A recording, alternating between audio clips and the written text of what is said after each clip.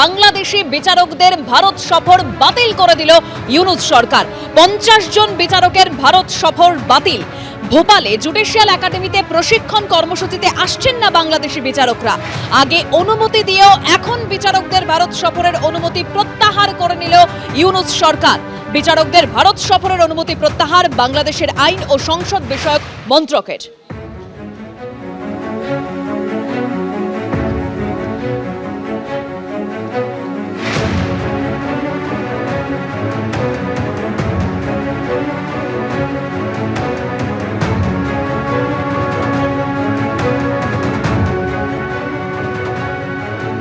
আর ওপারে লাগাতার হিন্দুদের উপর হামলা অব্যাহত, আর এপারে প্রতিবাদও চলছে।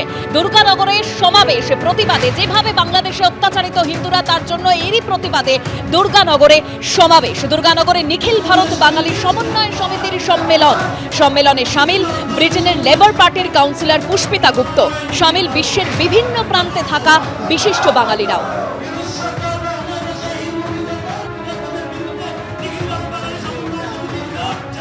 সহযোগিতা চাচ্ছি। বাংলাদেশের সম্পূর্ণ যে তথ্যগুলো বাংলাদেশে লুকিয়ে রাখা হচ্ছে, মিডিয়া কোনো কিছু প্রচার করছে না। যারা চাকরি পেয়েছিল তাদেরকে জোর করে চাকরিচ্যুত করা হচ্ছে। পুলিশের অনেক প্রায় 100 জন পুলিশকে জোরপূর্বক অব্যাহতি দেওয়া হচ্ছে। সচিবদের জোরপূর্বক অব্যাহতি দেওয়া হচ্ছে।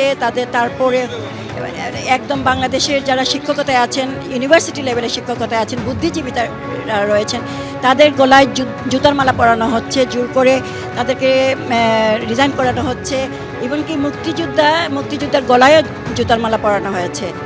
আমরা লবিং করছি, আমরা সরকারের কাছে যাচ্ছি। বিভিন্ন লন্ডনে আমরা অনেক প্রতিবাদ করছি। পার্লামেন্টের সামনে থেকে শুরু করে অনেক মন্ত্রীদের সাথে আমাদের মিটিং হয়েছে এবং তারা সেখানে পার্লামেন্টের কথাগুলো তুলেছেন।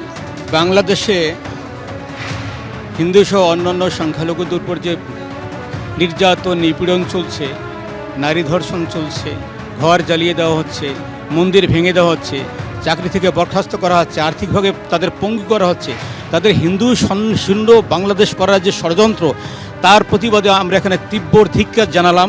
সমিতির পক্ষ থেকে চিন্তা করছি ইন্টারন্যাশনাল কোর্টে আমরা এটা নিয়ে কেস করব। যারা আছে তারা তো আছেই, তাদের জন্য স্বতন্ত্র এক হিন্দু বা সংখ্যালঘু যারা রয়ে গেছে তাদের জন্য স্বতন্ত্র ভূখণ্ডের দাবি আমরা করছি। তারা স্বাধীনভাবে সেখানে থাকবে। আমি সুইডেনের স্টকহোম থেকে, সেখানেও আমরা একইভাবে আন্দোলন করছি। বাংলাদেশের হিন্দু সাথে আমাদের সাদা হিন্দু আছে, তো সবাই মিলে আমরা বলার চেষ্টা করছি এই অত্যাচার অবিলম্বে বন্ধ করতে হবে। কারণ আমরা আফগানিস্তান থেকে হারিয়ে গেছি, পাকিস্তান থেকে হারিয়ে গেছি, আমরা চাই না আমাদের স্বভূমি থেকে হারিয়ে যাই। এটা আমাদের বাঁচার লড়াই।